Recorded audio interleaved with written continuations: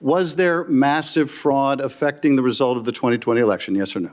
Senator, I'm glad you asked that question, if you'll let me answer what I saw in Pennsylvania. No, I asked a simple question about massive fraud. I can only tell you what I saw in Pennsylvania. I know you want to answer a different question, but my question is, can you tell us whether there was massive fraud affecting the results of the 2020 election? Yes or no? Was there or was there not? I can tell you what I saw when I went as an advocate to the campaign. That's not my question. So you can't answer that question. You can't speak that even easy truth to us, let alone to the president.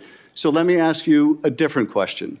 That's Trump pick for Attorney General Pam Bondi humiliating pencil neck Adam Schiff during her confirmation hearing. Welcome to Nerk News, I'm Nerkish, and it looks like the confirmation hearings for President Trump's nominees have not only been going well, but they've also been providing us with a good source of entertainment as Democrats' pathetic attempts to grandstand and smear their opposition backfire spectacularly. Has called for it publicly. You are aware of that, aren't you?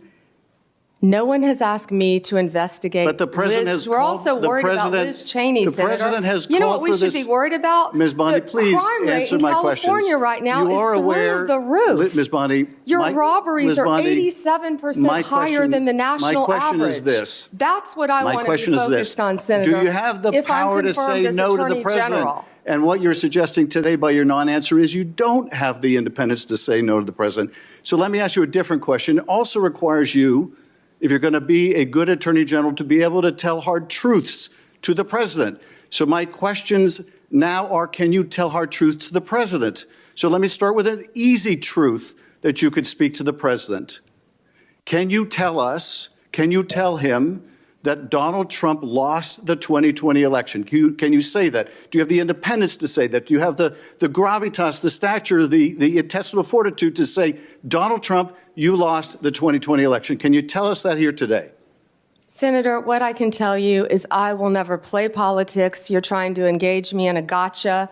I won't do it. I won't play politics with any ongoing investigation. So let me ask you another. Like you did leaking your colleague Devin Nunes's memo. If you'll be able to review hundreds of cases on day one? I will look at every file I am asked to look at. Of course you won't. So will you advise the president? Can I answer the question? Well, my question is, I would have plenty of staff. You said, of course you want. You'll be able to review hundreds of cases on the first day? I'm not going to mislead this body, nor you. All right, let me ask another question. You don't want to answer that. Let me ask another question. You were censured by Congress, Senator, for comments just like this that are so reckless.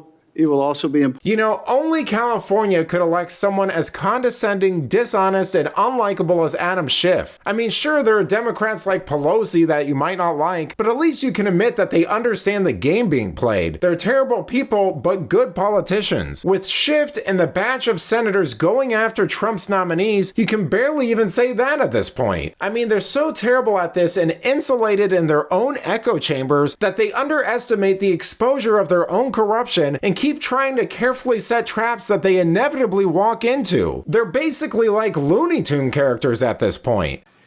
And it would not be appropriate for a prosecutor to start with a name and look for a crime. It's a prosecutor's job to start with a crime and look for a name, correct?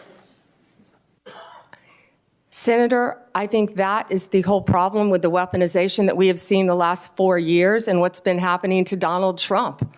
They targeted Donald Trump. They went after him, actually starting back in 2016. They targeted his campaign. They have launched countless investigations against him. That will not be the case if I am Attorney General. I will not politicize that office. I will not target people simply because of their political affiliation. Justice will be administered even-handedly throughout this country. Senator, we've got to bring this country back together. We've got to move forward, or we're going to lose our country. Watching that, I could only think of the time Mark Cuban called Trump a coward because he said he was afraid of surrounding himself with strong, independent women. I mean, we've seen this time and time again that the women Trump picks are anything but meek and timid because just like Hegseth, Bondi kept her composure and fended off Democrats' smears and attacks with enough energy left over to humiliate them by flipping their questions around on them. In some ways, I think she might have actually handled herself a bit better than Hegseth. But let me know what you think. Who's been your your favorite Trump appointee so far? Let me know in the comments, and if you enjoyed this video, please give it a like and subscribe to the channel. That stuff really does help us out. Until then, this has been Nerk News. Thanks for watching. Bye!